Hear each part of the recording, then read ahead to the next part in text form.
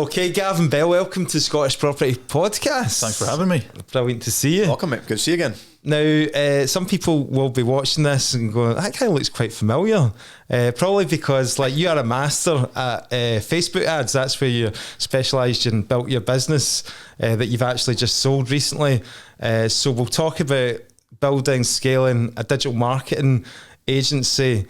We'll also talk about how you became involved in property investing as well. And you and Stephen know each other as well. So one of my very first workshops, eh? Yeah, I think we go back a few years, do we? Yeah. You actually first came across my radar. I think it was probably just watching YouTube. I think one of used to do a bit of vlogging as well, didn't you? So I think you Nick came was looking for the get rich quick guides to Facebook ads. I'm still searching it. So I think you came across on my YouTube feed, and then I started following. And obviously, from a business owner myself, I'm always searching for how to market better, how to scale your business as well. And I'm sure you probably rank quite highly for those searches as well. So, but we always like to find out a wee bit more personal about our guests as well. So, where did you grow up, man? Shetland Islands. Yeah, nice. So grew up in the Shetland Islands and moved away when I was 18. Moved down to Manchester. Does everyone do that in the Shetlands? Like as soon as they almost get that bit of freedom, get off his island. You've kind of got like three options in Shetland. You've got go to university, or down south, as people call it. Go into the fishing industry or go into the oil industry. Yeah. What was your early memories then from growing up in Shetland? Like how was it, like school wise? Like how did you cope in school? Did you go to uni or? Yeah, no, I was never academic, so I never enjoyed school. Looking back, I sort of wish I had just enjoyed it more. But I think I always had like an entrepreneurial energy. So my entrepreneurial journey started when I was 14. And that's when I built my first website, and it was a drop shipping business back then. So now drop shipping is like get rich quick. That's how people see it. But back then it was just like a 14-year-old guy going, "This is great. I can sell stuff online." 14, wow! Without stock. And how did you come across that? And were you literally searching stuff? Honestly, I can't remember. It started, I think, because I was selling things on eBay for fun. Yeah. So we'd go on family holidays, and I'd buy the fake Armani belts, and then take them back home and sell them on eBay. Love it. Was this like early 2000s? What age are you now? I am 31, so that would have been 2008, something like that, I think. Aye. And I got a much bigger buzz doing that sort of stuff than going to school. And so I left school when I was 18. I knew that I wanted to go into business, but I had no idea what I was doing. I knew I didn't want to live in Shetland because population is 20,000 people. Internet businesses wasn't really a thing. And so I knew I didn't want to go to university. It was too academic. So I found a business course down in Manchester. It was a Peter Jones Enterprise Academy. And it was a 1-year course. You go with an idea and they essentially help you set it up. And that was like a nice sort of mix of theory. And what was that idea? Action. It was a terrible business. It was a corporate well-being company. And so the premise was that I would build relationships with personal trainers, take them into corporate environments and help them. The personal trainers would help train the staff. Quite an all right idea, but the execution for me as an 18-year-old at that time was horrendous. And Did you live down in Manchester? Yeah. For a while then? For a year. 18? But, no, probably I lived there for maybe 2 years. And then we moved back up to Edinburgh. A wee guy from Shetland moving down to Manchester then, how did you cope? All right. It's a culture change, that's for sure. Yeah. I mean, you still love Shetland, don't you? But Love there's it. just not a lot happening there for business, like you say. Yeah, it's an amazing place. I love going back, but I love going back because it's a slower pace of life. So you can business is brutal. But actually, see that now that the world has just opened up so much more, and that's why all these people are disappearing to Dubai as well, because they can run their businesses from anywhere now. Yeah. If you've got a digital online business. So, really, could it be an option for you? If I could persuade my wife, potentially. Where's your wife from? She's Edinburgh. Right, okay. Yeah, so I had to drag her across the bridge to get her to Kinross. So you're in Kinross now, and you've got one kid, you've got one on the way as well. Yeah. So very much a family man. Did I not see you with like hens or chickens or something at one point as well? We've got chickens in the garden. So trying to go back to your Shetland roots, isn't it? The farming. Do you buy a farm or something like that? No, it's a farmhouse. So the house sits on a plot that used to be a farm, but it's not a farm anymore. Although that's the next plan. There's a story behind getting to where you are now as well, though, and we'll go into that and the kind of property journey to build up to that, because you've bought and sold and renovated a few houses. But I'm really interested in continuing that business journey and that kind of first idea. So did that essentially fail? Totally. Yeah, didn't make. Did you get any funding for that? No. Right. Okay, so nobody, you didn't lose anybody's money or anything. No, thankfully not. So how did that progress on then? Well, I sort of so I was living in Manchester. I was like, I need to get back to Scotland. So we moved up to Edinburgh, and I actually tried to run that business in Edinburgh again, but again it did nothing. But from that business, I generated quite a lot of relationships with personal trainers and nutritionists, and I realised that they were pretty bad at marketing. They're going after, middle-aged people that want to lose a bit of belly fat, but their Instagrams were 6 packs and broccoli. And I saw there was a disconnect. And so I started just reaching out to them, being like, I can't get you into the corporates, but I can help you with your social media and try to get you some more clients directly. See this reach out thing. So obviously, like, you watch like Hormozy and stuff like that, and he talks a lot about cold outreach. You're basically just DMing folk and stuff like that, sending emails. How you doing all that at the start? Well, that was with the corporate wellbeing company. What I was doing is I was going to these PTs and saying, I'm not selling you anything, but I'm going to try and get you into corporates. And so there was no loss for them. So I was able to get quite a lot of relationships with them. And then with the social media stuff, it was sort of just reaching out to them as warm contacts to say, look, you're not doing very well. Let me help you. And in the early days, you're talking like £100, £200 a month to help them with their social media. So it's pennies. So these are just sole traders, fitness coaches predominantly. Is that a niche? You just niched down on that one market to begin with, or were you going out after everybody? Or? Yeah, I mean, got a couple of clients and then just gates open, try to get everybody in. So we worked with a whole range of, I worked with a whole range of clients in the early days. And it was just you right at the start, right? Just me, yeah. Just helping with their content creation? Yeah, so it was in the early days, it was social media management. So it was, we'll post on your Facebook 5 times a week. And the challenge with that business was you're not charging somebody based on the value that you're bringing them in terms of like revenue, bottom line. You're charging them based on, I'm going to post 5 times a week, but what does that do? That doesn't equate to anything. And so it was actually one client that said to me at the time, can you help us run some Facebook ads for like a competition that we're doing? I had no idea what I was doing. And I said that to them, no idea, but let's give it a bash. I think luck more than anything, it was a really big success. And I sort of went, we've just made these guys 12 grand and they're paying us, I don't know, 200 quid or whatever it was at the time. So you can monetize it, you can see what the value is you brought in. Yeah. So if we can do this with other clients where we can prove that you spend X and you make Y, why would anyone ever leave you if you're making their business money?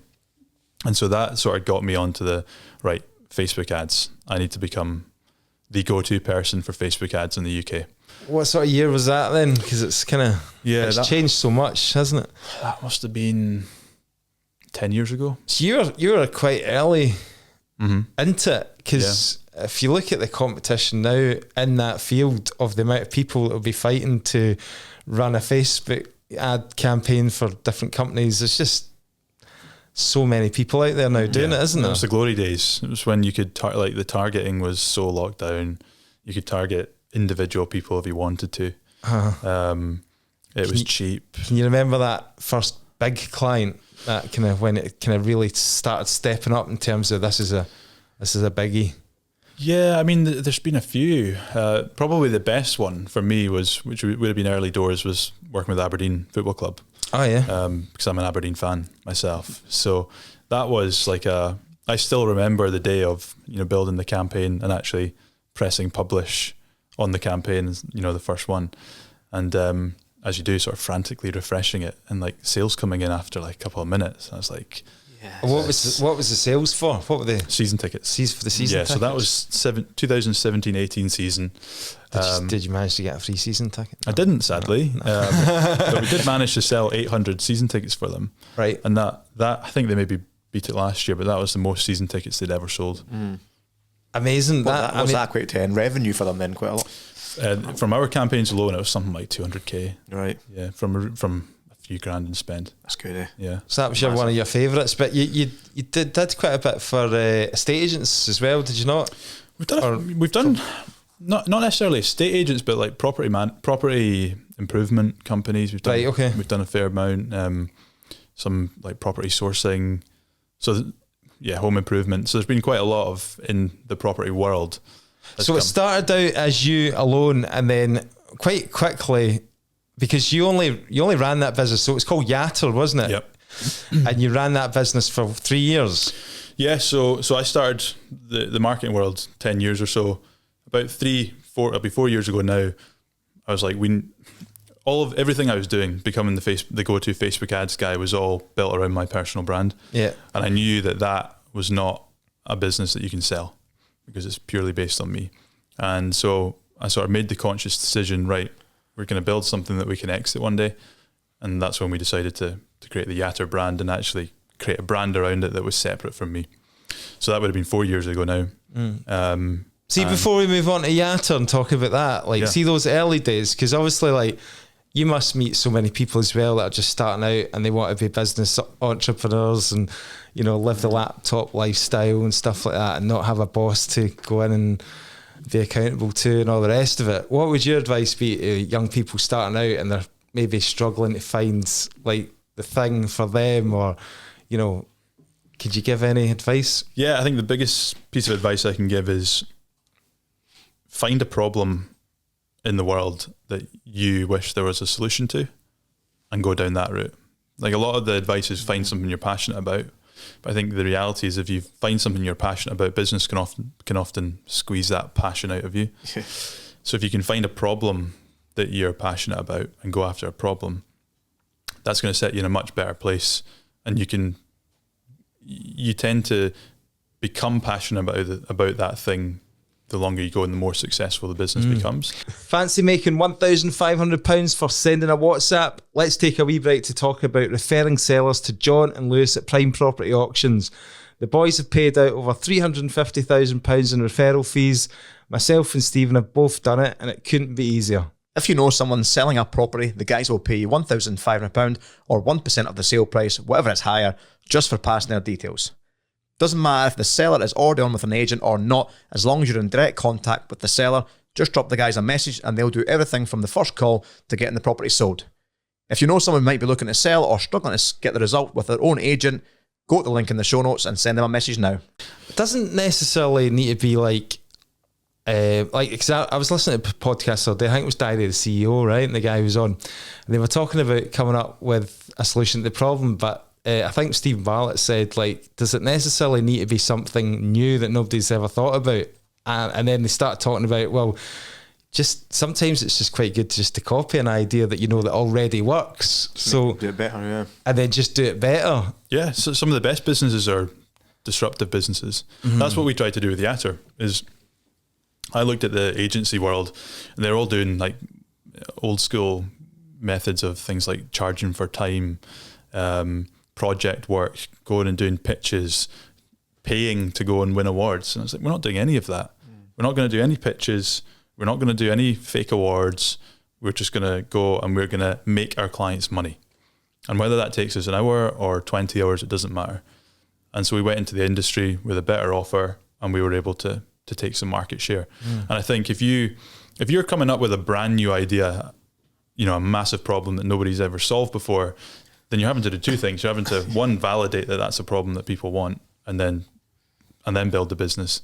If you can go into an industry where there's people already doing it, but just do it a bit better, you don't need to validate the idea anymore because it's already validated. It's a proven concept. And then the clients that might be already, they might all be on board already, but they're not getting good service, so they might just look to switching if you can deliver something better. It's very funny when you go into like Screwfix, and next to Screwfix there's a tool station next to every single one. It's like they started 10, 15 years later, but they've just thought, well, where do we copy? Well, we don't need to do our own market research team, we're just going to open a place up next to Screwfix because people go to these areas for their DIY materials. It's quite meta when you think about it. You think, why would someone start a business up to compete with somebody that's successful at it? But they do a better job. Yeah. And get What was some the market share. factors towards your success in personal brand building right at the start? Because like obviously like from me looking at it from, I was looking for like how to do good social media content and all that, you were popping up. So you were everywhere for me. So what do you think? Was there one platform which you kind of doubled down on? Where did the success come from there? I think it just consistency and constant iteration is, when I first started making videos, I was awful, like really, really bad. The first video I ever made, I took my camera into a forest to film it because I didn't want anyone to see me. I was like too embarrassed. And the flat that I was living in at the time was tiny, so I didn't want anyone to see that. I know, ask what you were filming in the forest. It was a video on how to grow your Twitter followers. Was it? Yeah. It's like, so You're just hiding there. pretty much, yeah, hiding. Is that still online? Can we go and find that? I think it's the first video on my YouTube. Is it on the Yeah, YouTube channel? Yeah, I think it's still Like, there. Need to go and check Brutal, absolutely brutal. But it was I started, and then it was just consistency after that. Aye. And I think you can do little hacks and tactics like find other creators that you can collaborate with and find little ways to try and get more views and back in the day hashtags and all these little tactics. Aye. But I think bigger than all of those things is just consistently doing it. Showing up. And You did a podcast as well, didn't you? I think I've done maybe 3 or 4 Different ones. Aye. And then you used to like get like guys, American guys on, like you say, collaborate with guys that are big in the space and all that. Yeah. And then obviously that helps your exposure. So why did you go from, so obviously you were like one man band sort of thing, then creating the company Yatter and going and scaling that. How did that come about? Do you need to get investment to get staff on? Yeah, no, we didn't take any investment. I just did it really sort of methodically, which was I worked until I was full with clients and then hired somebody.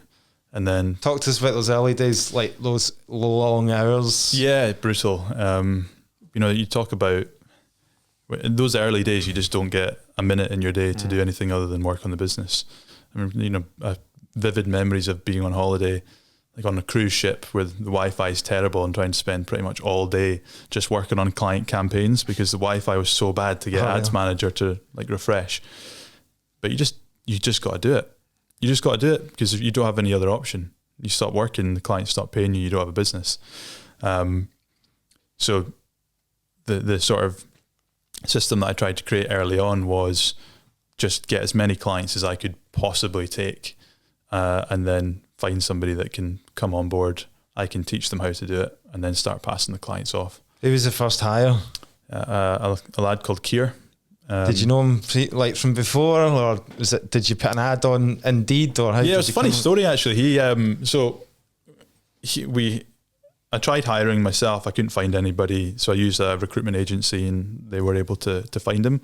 It turns out after he joined, he had bought a mirror off of me on my Facebook Marketplace, but we hadn't put 2 and 2 together.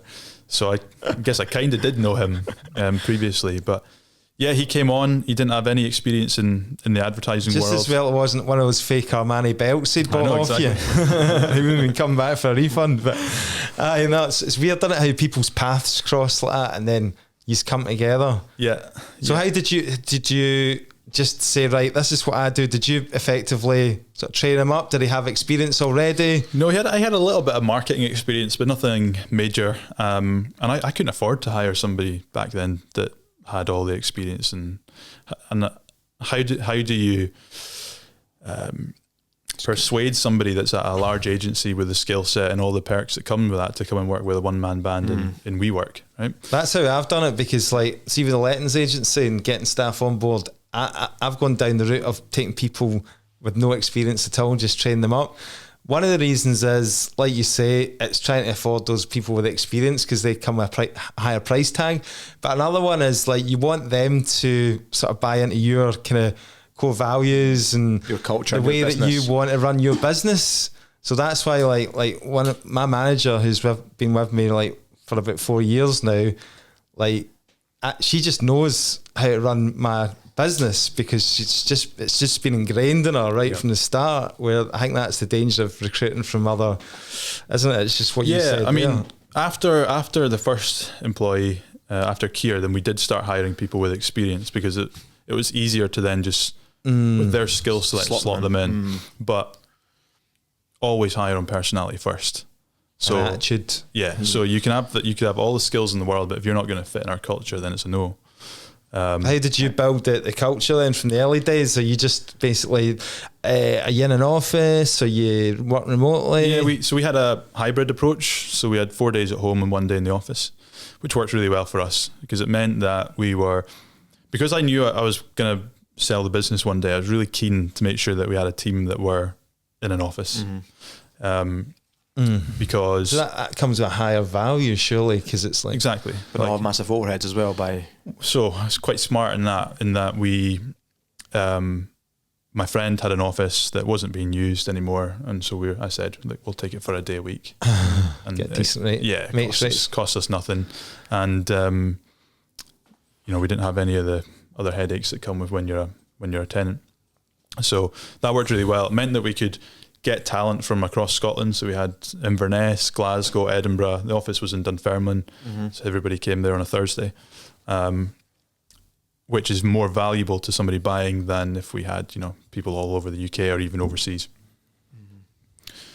So hybrid approach. And then from a culture perspective, it's probably something I didn't get right in the early days. I didn't define what I wanted it to be in the early days. What do you think culture, like, because I hear this talked about all the time, like, because I'm like constantly watching like business things on YouTube and all this, and this is the buzzword that comes out all the time, but I'm still not 100% sure, like, culture, I mean, it's like, what does it mean to you? Like, I'll tell you what, it's not like words written on a wall. Yeah. Which is what a lot of people think that's what we do. Culture is words on a wall. We come together, we come up with these 4 words that we all love, and we put them on a wall. Culture is, if I was to walk into your office, is there music playing? Is the vibe? Yeah, the vibe. Are people smiling at their desks? People relaxed, happy in the workplace. Do I walk in and it's sort of, I open the door and nobody greets me? It's the behaviours that the environment demands of people. So as the founder, you're kind of setting the tone. Yeah, because the culture. I'm presuming you didn't make your employees wear like shirt and tie. No. But the culture is going to be defined regardless. So as a founder, it's vital that you define what it is. Same with personal branding. If your personal brand, you have a personal brand. If you're not creating content, then you're leaving other people to define what that brand is for you. If you're able to create content, you can control the narrative. I've been listening to Daniel Priestley's stuff's really good lately with the personal brand. Like, he's amazing. He's like, everybody should be doing this. Yeah. If you're interested in being self-employed and run your own thing, this is the key to it. I actually just touched on that because we've talked about this a few times over the last couple of months, and obviously the whole AI explosion just over the last couple of years.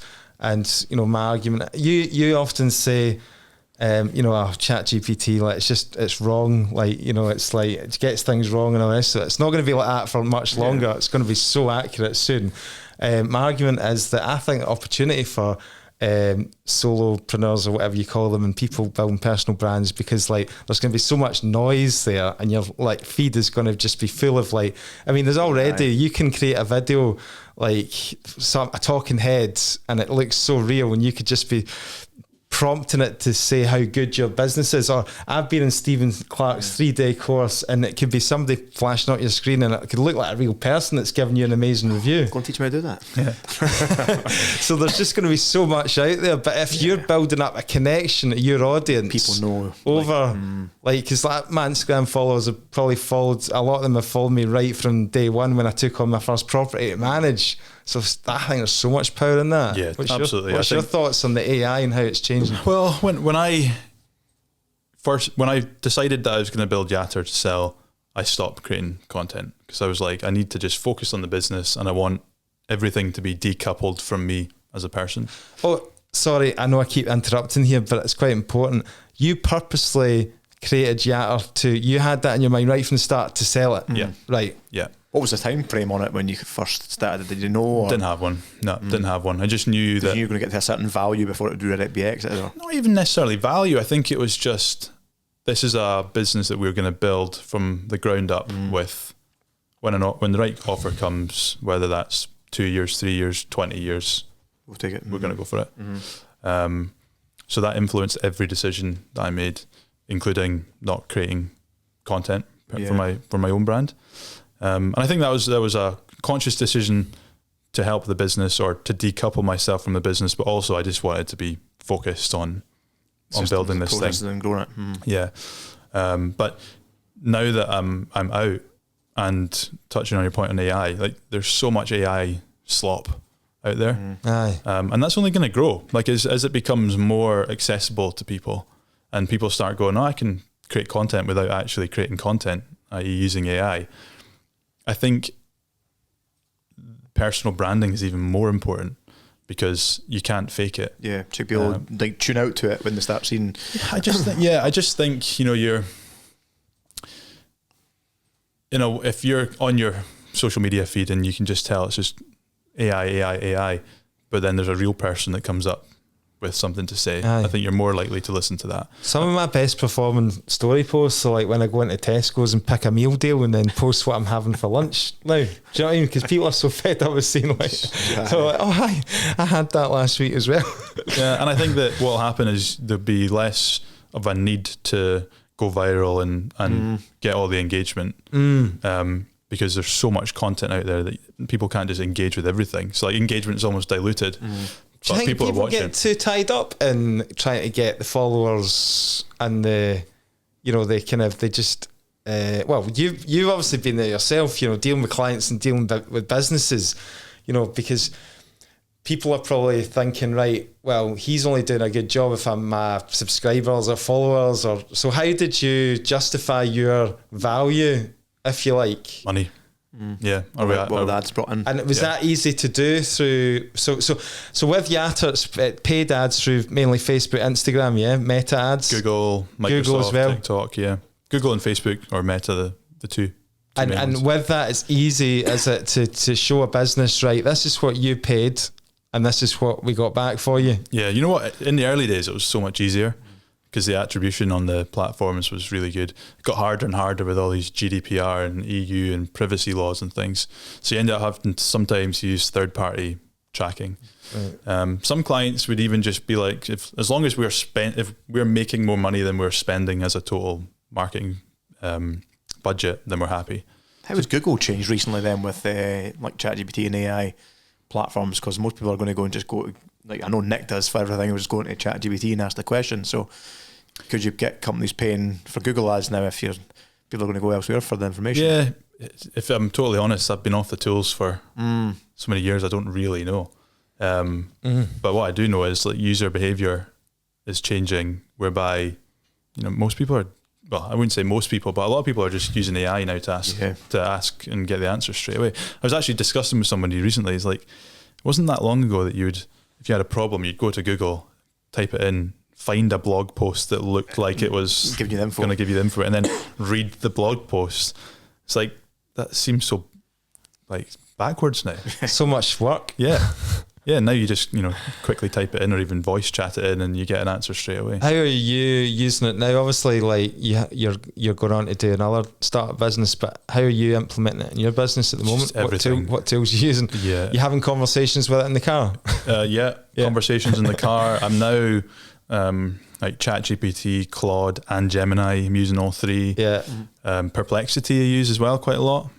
So I've gone from... You say that you're not on the tools in terms of paid ads and all the rest of it, but you're on the tools in terms of now using the tools like AI, and you're back on the videos as well. It's good to see you. Yeah. So I couldn't live without AI anymore. Yeah, it's interesting. Yeah, it's just every single thing that I do. I think the thing I use it most for is like a thinking partner. It's like I've got this idea or this thought, plug it into whatever model I think is a sounding board, and get a sounding board idea. I think that for me, it's like in the letting agency as well, I can take, documents that are like 30 pages long And before I would need to look, say if there was a certain clause in a tenancy agreement, that would take me like half an hour to find the bit. I can just chuck that in now and just say, find me this and extract it, and type an email out to the tenant to say, this is where it's located in your tenancy agreement and this is the policy. Just wee things like that are saving you so much time. Yeah. I also think now there is literally no excuse for anything. Like no excuse for not knowing something. See these people that come on, that's like, I mean, even like the team that we've, the staff, I don't like calling the staff, the team, it's like, come to me with questions, and I'm like, I'm going on Gemini and saying, well, this is what it is. Like, why can't you do that? Because you've got an account. Like, just go and find the answer yourself. But then you don't want to devalue people as well, because you don't want to lose that. I've always said to them, just come and ask me if you're not sure. So you don't want to like human element to it. You don't want to put them off and just make them devalued, as in, well, some of them might turn around and think, right, well, fucking AI can run your business, and what's the point of us being here? Do you know what I mean? So that's your culture. There's that balance, isn't there? Yeah. So that's something you need to determine whether you want that culture of people coming to you. Yeah. But one thing I'd say is, depending on the goals and the vision for your company, what happens when you've got 100 people coming to you with problems? That's true. How many people did you have working for you? We had 12. Yeah. Yeah, we had 12. So it's a really nice size of not too big that, you start getting cliques and growing pains in that point, but not too small. So it's like it was a good size because we were all pals. But you were still full on, like, operationally in the business, making all the decisions and all that. Yeah, I tried not to. I always like to try and hire people to make the decisions. Right. But when you're the founder, you can't help yourself. If you see something that you're not happy with or going wrong. Was that a co-ownership in the end? Was that no, it's just me. Just yourself? Yeah. What was the biggest pain points in growing to that team of 12? Like, particularly in probably hiring staff, were you just paying for the best people, or were you getting the right attitudes in people and then trying to train them up to? I think the hardest part was I had a very specific idea of what I wanted the business to look like, which was, we're not an agency. We're a productized service. And what I mean by that was, I'm a massive process and system guy. So I want, when a client comes into us, for them to go through our process, our system. And that means like every email was templated, there was instructions on how to do absolutely everything. So in a perfect world, someone without any marketing knowledge could come in and operate the system, and the client would get the desired result. But I think one of the key issues that I had was, when you start hiring, especially more senior people, they've got their own ideas on how things should be done, some for better and some for worse. And trying to then, because I wasn't in the system day to day, a few months would go by, you'd come in, you'd realize that people were doing their own thing. Changed, yeah. Yeah, so someone was like, oh, this email wasn't working for me, so I changed it and did this. And someone else is saying, no, I'd done this. So trying to get people to stick to the system, I found was quite a challenge, especially as we started to grow and there was more people involved. So then we created a system to ensure that people were following the system. See, on the practical stuff of people like listening to this, because we've got a lot of property investor community, we've got people that are sourcers, we've got people that are estate agents, letting agents, all sorts of business in the property sector. Where do you think there's I know you say you've been off the tools for a while now, but you'll still have an idea. Do you think, like, if somebody's starting out and they've got a budget to allocate to paid ads, where would you kind of advise they'd be putting their money? And Facebook and Google, probably 80-20 to either one based on this, which is, are your customers intent based? As in, are they searching for a problem? Like, I need to sell my house now. Mm-hmm. If that's the case, then you would put your money into Google because people are searching for that. If it's more something like home improvements, where it's maybe a bit more aspirational and you can prompt that idea, nice to have, then Facebook's going to be better for you. How did you see the cost go up in terms of what people are spending? Like, does it get ridiculous in terms of, I mean, like, can you give us an example of your biggest kind of client spend in a monthly ad budget or something like that? I've had a few software clients spend like 300k a month. Wow, that's insane. To be honest, it is just it's just zeros at the end of the day. If they're making it back, and it's an investment in the company to get the money back. And all that's required to spend that money is just more creative output.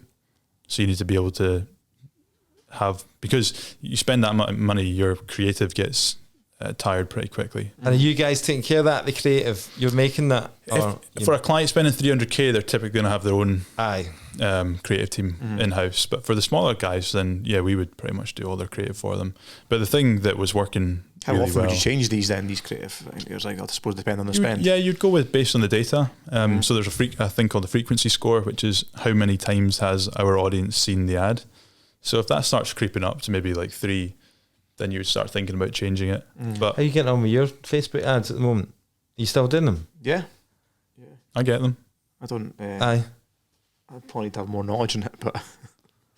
Are you using an agency? Consultancy. No, I've got a guy in house doing it. Right. Learning and growing and trying to figure it out. What's it now? Like, people have had to push the boundaries, though, aren't they? Because he was on a top of a train the other day, and like, I was like, what's he doing top of a train? But is this to try and get the attention, the hook? Yeah, key thing is, can you get somebody's attention quickly? Because people are so quick with the scroll. Yeah, so you go, oh, why is he on a train? All right, it's a property course. It works for me, because I'm still like, why the fuck is he on a train? But no, I mean, you can use like hooks can be anything, and a great thing for, I guess, a lot of people listening to this, if they're in property, will run a local business. That might be Scotland or UK, but it'll be localized. So you can use that to your advantage. Like if you're going after an audience in Edinburgh, get yourself up to Edinburgh Castle, or somebody will recognise it straight away. Because people will recognise that. Yeah. And when they're used to seeing, BBC News on their feed or whatever, and it's all over the world, it can just be a Edinburgh Castle or whatever it might be that takes them back.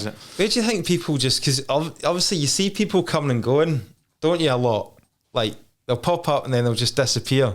And I've done it myself. Like, some of my competitors have gone on, like, I think it's Ad Library for Facebook, and then you can see they've run the ads and then they just disappear off the radar and then they don't do any more.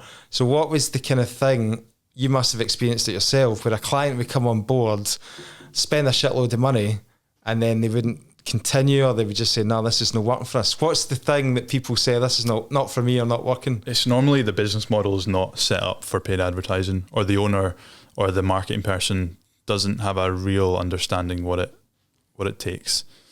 So it's very easy to say, right, we're going to spend 5k on Facebook ads and hope that it works. It's different to say, right, we're going to do this for 12 months.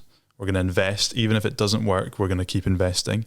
And we are committed to improving the whole customer experience. So most people will look at advertising as Facebook ad, landing page, lead or sale. And that's all they look at it. And they go, if the ads aren't working, the ads are broken. It's either the agency or whatever it might be. But advertising is really advertising, landing page, lead, sale, and then all of the customer journey after that point.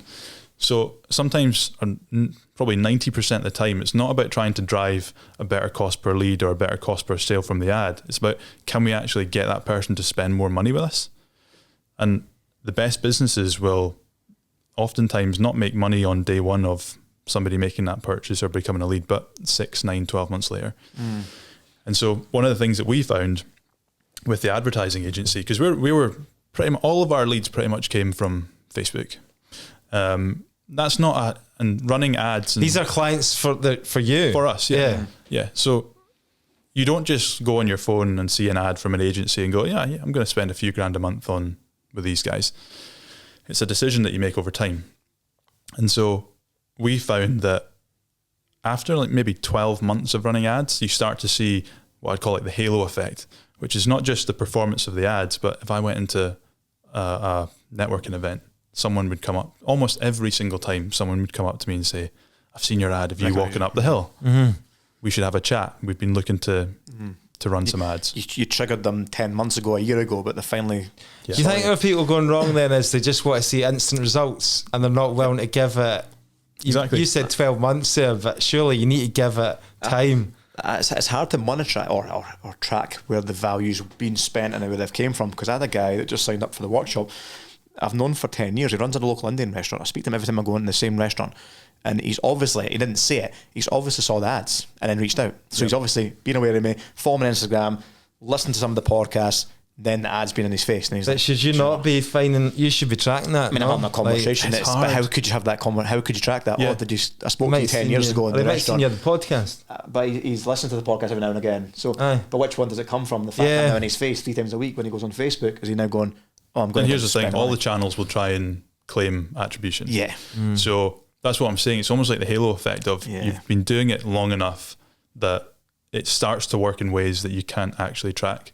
And that's really hard to sell to a client, to say, keep spending with us. It will work, Just honestly. keep spending money and it'll pay off eventually. Yeah. So that's, it's impossible to sell it. Do you think in this day as well, do you think you just need to be everywhere, as many places as possible? Or what are you doing for yourself now? Are you concentrating on one platform? Yeah, I'm to be honest, right now, I'm just having a bit of fun creating content, putting out there, enjoying the fact that I don't have anything to sell. You can get your re-vlogging camera back out, your lights, and your Are you back on the personal brand now that Yatter's being sold? And and it feels good because I don't have anything to sell. Yeah. And the next business that I'm going into. Oh, hang on, we'll come to that. We'll come to that, but it's unrelated to my personal brand.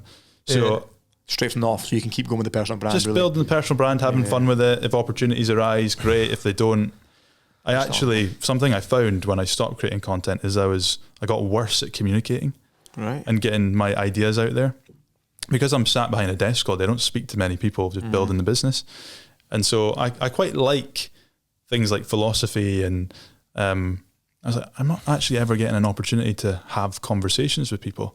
So content is a great way to be able to take ideas and distill it into the best possible way to communicate it.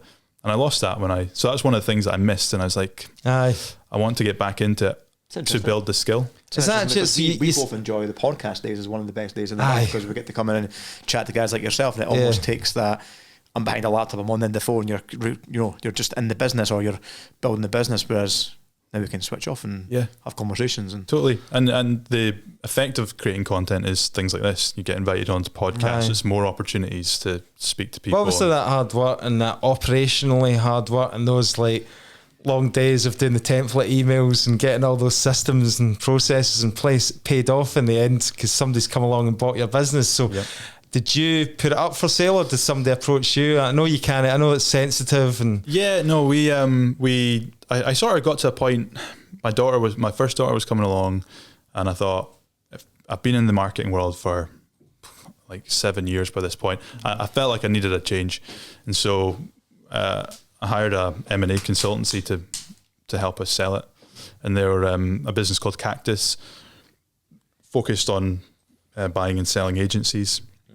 And so they were able to help us essentially package up the business and take it to market. And they had a list of people that were buying agencies, similar to what you guys probably know. Like, you've got people that are interested in buying properties. If a property comes for sale, you know where to go.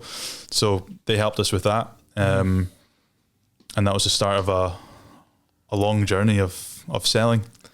So I know you can't disclose the figure, but we're talking 7 figures. Yeah, we've done well. I was desperate, by the way. I've been ChatGPT in this. I've been Googling it. I've been all over. I can't find the figure. See, you can't get the information on ChatGPT. There's no figure. How long did the process take to go through then? Was it? So we went up for sale October 23, I think. I get mixed up with the dates now. And we sold October 24. So it was about a year. Yeah. And we closed 1 minute to midnight the night before Rachel Reeves' first budget. All right. Because I basically, the deal was going on, and in the news it was like Rachel Reeves is getting rid of business asset disposal relief, or entrepreneurial a lot of uncertainty, which would have changed the game. And then there was some newspapers reporting that capital gains was going to go up to like 39%. So I'm sitting going, panicking. If the business sells today, I'm paying 10% tax on the first million. If the business sells tomorrow it might be 39% capital gains tax. So that completely changes the deal. So he's just said on the first million, so we know it's multiple millions. We're getting there. We're getting there. So we pushed the deal and got a call from my lawyer at 10 past midnight being like, the deal was done 1 minute to midnight. You can go to bed. That's It's insane, the man. best phone call I've ever had. Best sleep you've had. Yeah. And lawyers working till midnight. That's something. Yeah, Obviously, he's getting a bit out of it as well. Or the fee. Yeah. There's a big fee there. So a big tax bill for you then? Yes, coming up in January. Right. Which will be fun. But obviously, a lump of cash to now go and do what with? Retire. Yeah. Investing a chunk of it into the next business. We have just had we're talking about property renovations, done a big chunk on the house that we're living in. Tell us about your property then, because obviously you've bought and sold a few properties, renovated a few properties. Yeah. You don't just summarise that. You don't want to talk about property. No, I love the whole Yatter story, so that was brilliant. But So touch on the property. Yeah, I mean, I guess it started, Lauren, my wife and I, when we were buying our first flat. Her family is they're not property developers, but I've sort of bought and sold properties over the years. So it was brand new to me. But when we were buying our first flat, we thought, right, let's buy a dump that we can do up. So we did. We bought one in Portobello in Edinburgh and renovated it, sold it. And I can't remember, 20, 25, 30 grand profit, something like that. Bought the next one in Morningside. Again, all these properties we're buying them and renovating them to live in them for like a long period of time. Flat in Morningside, hated it, but renovated it, sold it, and I think we made 40k profit on that one. And we're like, we're pretty good at this. We're pretty good at this flipping thing. So we then decided, right, let's create a property company and do this professionally. So we ended up buying 3 properties in the company in I think the first year. And it was just like after the third one that the Scottish government sort of came in and changed the laws. And I was like, at the time I'm thinking, do I keep putting 40k into properties to renovate them, buy them, renovate them, or is that 40 grand better spent in the business? And at the time I thought it's better spent in the business. I could hire a salesperson, I could hire another account manager, I could, put 40 grand into Facebook ads. What's that going to do for the business? And so I decided to stop building the portfolio, because the plan was to, build it big. But we thought it's just, as somebody who's an entrepreneur and loves business, I didn't think it was worth it for me personally.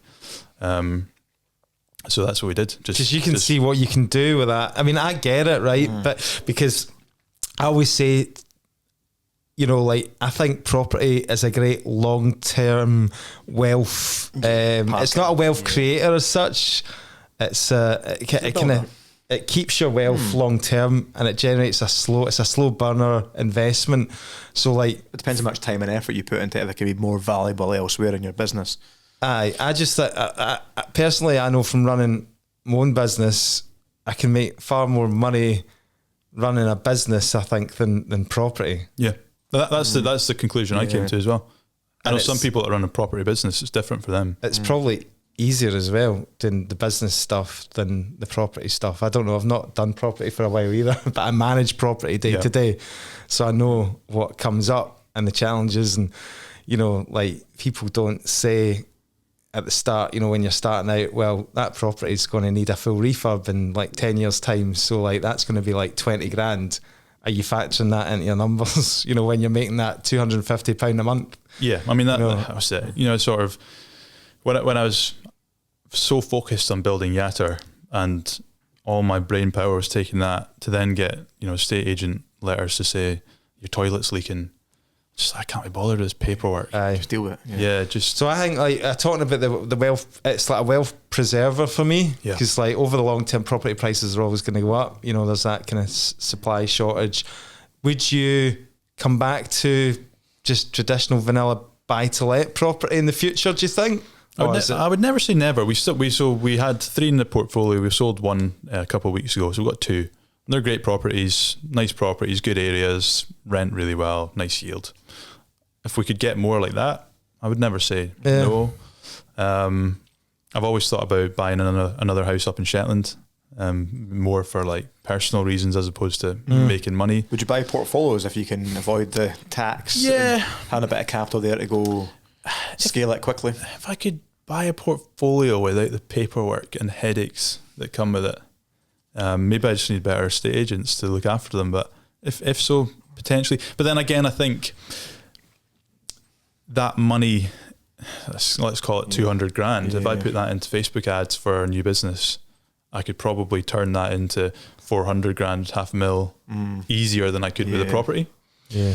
So I think that comes down to more, it's not necessarily like a talking down about the property industry, it's more my skill set. Your skill set's different. I think where the attraction comes from a lot of people that are kind of missold, if you like, is that they believe like property is an easy route, and it's a kind of like that reoccurring income, you know, I just set it and forget it. And it's that, whereas like starting a business, running a business is fucking hard work, you know, and it's sometimes not quick. You've made it quick because you've obviously hit in the right sector that's just exploded. But for me, it's been 7 years of like hard graft. Do you know what I mean? I'm at that point now where my wife says to me, I've kind of got you back now.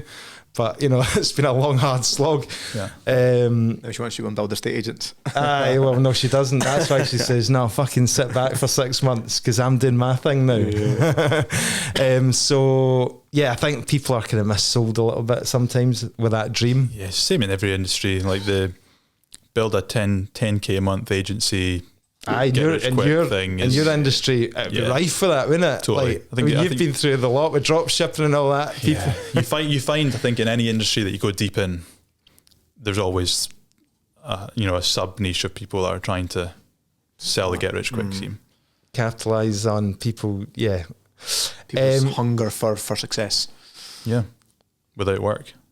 So obviously you've still, you know, you're a young guy. You've what did it look like when you finally settled on that deal? And you're removing yourself completely from the business, or do you still have a role? No, completely out. Completely from day one. No, so I had a 9 month there now. Nice. So that finished in July. So I've been free agent now for what, five How does months? that feel? So we went on a holiday and we went on a cruise, and I think it was the first time that I could say I've had a proper holiday. Wow. Purposely didn't buy the Wi-Fi and just read books, looked to see. That must have been weird. That must have been twitching. Were you not twitching? I think no, because the sale had taken so much out of me that you needed it to get that. Just do nothing. Just be a dad for 2 weeks was. I'll never forget that holiday. And since then, it's been amazing. It's just the mental load that I think you don't realize you have when you're operating a business, to then remove that is amazing. But it's also one of the things I've struggled with or found hard is, as when you're running a business, your identity is so wrapped up in that business. When that business is then taken away, your identity doesn't change. So you're almost having to like rewire, who am I? What am I interested in? One of the things I spent time thinking was like, what do I actually want to do in my day? Like I don't have 12 hours of work anymore. So it's like, do I play golf? Do I take up a new sport? So I actually had to spend time with your chickens. Yeah, I had to genuinely like take a bit of time to go, what do you want? What do I want? Which has been amazing, but. And is there anything that's come into your life since you had those thoughts that you've now? Golf. Do you not do paddle? What's the paddle. Tennis, squash? Yeah, I've got a paddle membership now. Right. This is one of the things. Gleneagles.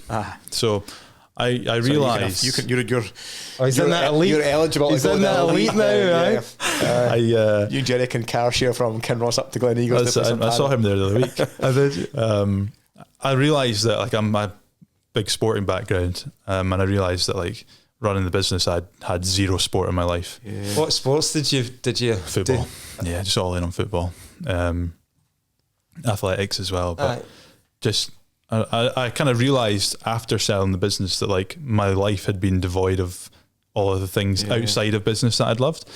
So I've been trying to like purposely build that into the the new life, new And routine. will the new business get built around the new life? Yeah. And making sure that you're taking time for the family and your sports. Yeah, exactly. Like, I mean, this morning we had to move the initial podcast time because Sophie, my daughter, had a Christmas party, right? So it's just like trying to prioritize those things because that's why you do it. Yeah, like you work so hard in the business for, in my case, it's, you know, my daughter and my family. That's the thing that drives me. So it'd be a bit hypocritical if I then sold the business and then didn't spend any time with them. Sorry, you told me your age right at the start. Was it 35? 31. 31? Yeah. Do you need to work again after that, like, sale? Like, do I need to work? Would you be able to invest all that money? Would you be able to get a 10% return on that money and just live?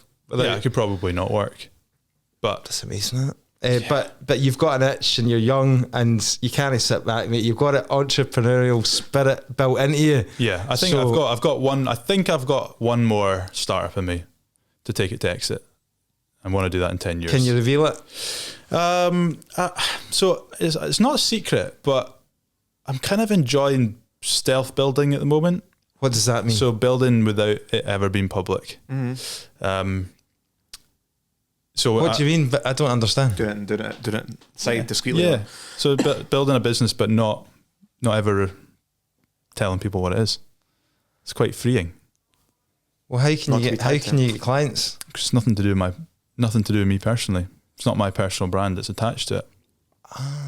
So it's going to be direct to consumer healthcare, and essentially what we're going to do. You can probably guess what it is from this, but it's born from a problem. So I spoke about earlier, build businesses from problems that you have. I had to go get a prescription the other day. GP, you had to fight to get an appointment at 8 a.m. You're lucky if you get it. Then you go to the doctor, they ask you, what's wrong with you in front of everybody in the doctor's practice. Then you go and do the doctor thing, then you get a bit of paper and you got to take the bit of paper to the pharmacy and then you got to wait for half an hour. What do I do for half an hour? Then you get your drugs. So I want to try and use technology and a bit of AI to stop that. You got a problem, you can go online, get the it might save the access to NHS treatment you need. So that trademarked yet? So we're building that. We're building that. A big health and fitness is a big passion of mine. So what I'd like to do is, as well as reactive treatment, is start proactive health management. So things like blood testing and get people into doing like regular blood testing. Something I started doing a few years ago, and I was recommended it to somebody the other day as well. Highly recommend it. Yeah, so you get your bloods back. You can do other tests now, People like DNA, gut seem testing. to be a lot more willing to like invest in themselves now as well. Like health and well-being is a huge sector now. So you've obviously seen that and thought there's opportunities there. Yeah, and I think with AI to be able to plug in real health data with AI. I did a blood test not that long ago. I actually did a blood test when I sold the business because I was like, I need to check what inflammation and testosterone deficiencies have I got from this. Everything was fine, but I was able to take the test data, like the raw blood test data, plug it into AI and get a whole host of more analysis on it. Wow. That was really interesting to me. So people were laughing at me. Did a podcast with Davey Hutton there, and we talked about AI, and I was like, I'd like go to the gym and use ChatGPT as my personal trainer, and I just walk around and say, right, I've done 26 kilos, 3 sets of 12. Like, what was my last workout? What I haven't done this, and it remembers it all, and it's just like talking to your personal trainer on the way around. Yep. I'm like, that's mental, man. Brilliant. So it's like, to me, so AI, we talk about what jobs is it going to take. It's typically, like your copywriting, design, these types of things. And you always think the jobs that are physical are more likely to be safe. But I just replaced my physio with AI because I've got a sports hernia at the moment. I went to the physio and, he did all the usual stuff. I was like, I don't feel like I got that much value from that session. So onto AI, here's all my symptoms, here's the positions where it hurts, the positions where it doesn't hurt, I can't really massage it, blah, blah, blah, blah, blah. It's like, cool, you got a sports hernia. I'm like, right, cool. I want to get back to playing football in 3 months. Create me a program. I'm like, I'm just following the program now, it's getting better. aye. So, physios, it's a dangerous world that we're in at the moment, because, you know, I've got landlords as well who are telling me the legislation, you know, like they don't even need to be asking me now. We need to know. It's just go put it. No, like right. We know that we need to serve 3 months notice for the tenant now, like, and we know that there's a certain clause here and stuff like that. So can you just do it for us now? Right, okay. What point does it become? Oh, shouldn't be saying this. Cut this bit. what point does it become that we're not just people are just going to do it themselves? But then obviously, like, again, I always just say, well, do you really want to be getting that 3 a.m. phone call for your boiler breakdown or your leak? No, a boiler breakdown. You'll but AI automate that process as well. The water's pushing through the ceiling and the tenants in a panic. So I'll always sell my value on that I will be the guy at 3 o'clock in the morning that will go to the property. I'll phone the plumber for you. Well, but it's like a case of, we're actually looking at AI receptionists, automated calling, outbound, inbound, all the rest of it. And I got huge stick the other day because I put that, and some of my clients will come back, don't do that, you know. And then some other people will say, no, that'll never work. But actually, I could see it improving the customer experience, you know, because you're never going to miss a call. Yeah. No matter what time you work, people have got jobs working 9 to 5, you know. You can now just call out hours, book an appointment for a viewing and all the rest of it, and you're always going to get somebody to answer the phone. True. Looking ahead at growing this next business then, has your mindset changed with like even recent budget announcements on employing staff in the UK, like the higher national insurance costs and higher tax? Would you hire abroad or still grow a team here? I think more than the budget, I'm thinking we have to prove that a role cannot be done by AI to hire somebody in person. So budget, it's annoying, but you've got to play with the cards you've got. But does that force you to look into AI or? I think I would do AI regardless of budget. Right. But I mean, you look at the budget and you go, well, that's probably accelerate this push to AI because it's just the minimum wage is going up. You know, for staffing costs, businesses have got to. Costs are going up. It's worse. It's a worse deal for the employer now in terms of rights from day one and all these types of things. Like, if you haven't looked at any other countries, to go to, it's not for you. You know what? If I were single with no family, I'd probably go to the States, but I'm not. So we're here. Maybe go to Shetland. Yeah, maybe. Aye. That's brilliant, man. It's been interesting, and I've really enjoyed the chat. Me too. It's been really good. So thanks very much for taking the trip from Kinross and from your farmhouse and back to your chickens and your paddle and whatever else you're doing with your time these days, mate. It sounds like a great life at 31, mate. Imagine being 31 and having all that money in the bank. He's going to be bored. It clearly is. So all the best for your new venture. Thank you. I'll have to give you guys a game up there sometime. Brilliant. Cheers, mate. Thank you. Cheers. Thanks.